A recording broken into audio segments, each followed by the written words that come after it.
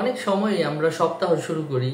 শনিবার বা রবিবার একটা ভালো উদ্যম নিয়ে কাজ করি, তারপরে সোম মঙ্গলবার একটু এক দুই দিন পরে একটু ঝিমায় যাচ্ছি, মানে প্রোকাস্টিনেশন আসতেছে, আলসেমি লাগতেছে। এটা সবারই কম বেশি হয়, মানে যারা মোস্ট সাকসেসফুল পিপল ওরাও এটা ফেস করছে। তো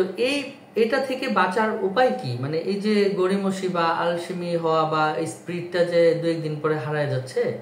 এটার একটা সুন্দর সলিউশন হলো প্রতি সপ্তাহে 2টা বা 3টা এক্সাইটিং জিনিস শিডিউলের সামনে রাখা। মানে সিম্পল এক্সাম্পল, যদি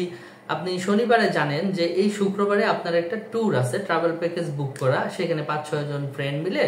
আপনারা হচ্ছে যেটা যে ঘুরতে যাবেন, তো আপনি শুধু বাকি 5-6 দিন শুধু কাজ করবেন না, চিন্তা করবেন যে আর 5-6 দিন পরে কিন্তু আমি একটা ভ্যাকেশনে যাচ্ছি, সুতরাং এটা একটা টান থাকবে। অথবা আপনার মনে করেন যে একটা কাস্টমারের সাথে আপনি অনেক দিন ধরে বসতে চাচ্ছেন, অ্যাপয়েন্টমেন্ট পাচ্ছেন না, খুবই ভাইটাল কাস্টমার, সে আপনাকে বুধবার অ্যাপয়েন্টমেন্ট দিল, তাহলে কিন্তু রবি সোমবারে আপনি একটা ভালো এক্সাইটমেন্টে থাকবেন যে আর মাত্র একদিন, আর মাত্র 2 দিন পরে অমুক কোম্পানির এমডির সাথে বসতেছি, ভালো একটা কিছু হবে, এটা হইলে আমার বিজনেসটা অনেক একটা আগাবে। তো এরকম ছোট ছোট গ্রেট থিংকে শিডিউলের সামনে সবসময় রাখতে হয়, যেটা আসলে একটা এক্সাইটমেন্ট কাজ করে বা একটা গতিশীলতা মনের মধ্যে নিয়ে আসে। বা এরকম হতে পারে যে আপনি একটা পেমেন্ট পাবেন,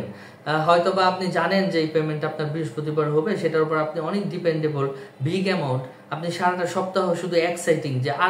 আর দুই দিন আর 3 দিন পরে টাকাটা ঢুকবে, এরকম একটা এক্সাইটমেন্ট, টাকাটা ঢুকলে আমি নিজেকে ছোট্ট একটা কিছু গিফট করব বা আমার একটা আত্মতৃপ্তি আসবে, মাথা ঠান্ডা। তো এরকম কিছু গ্রেট থিং যেটা মানুষকে ইন্সপায়ার করে এবং গতিশীল করে, প্রতি সপ্তাহে আমাদের ডায়েরিতে, ক্যালেন্ডারে, আমাদের শিডিউলের মধ্যে এরকম কিছু গ্রেট জিনিস আমাদের সামনে 1 দিন 2 দিন 3 দিন পরে সামনে শিডিউল করে রেখে দিতে হয়, যেন সারাটা সপ্তাহ একটা গতিশীলতার মধ্য দিয়ে যায় এবং প্রোক্রাস্টিনেশন যেন আমাদেরকে না ধরতে পারে, আলসেমি যেন আমাদের এই দিন বা সপ্তাহটাকে নষ্ট না করতে পারে।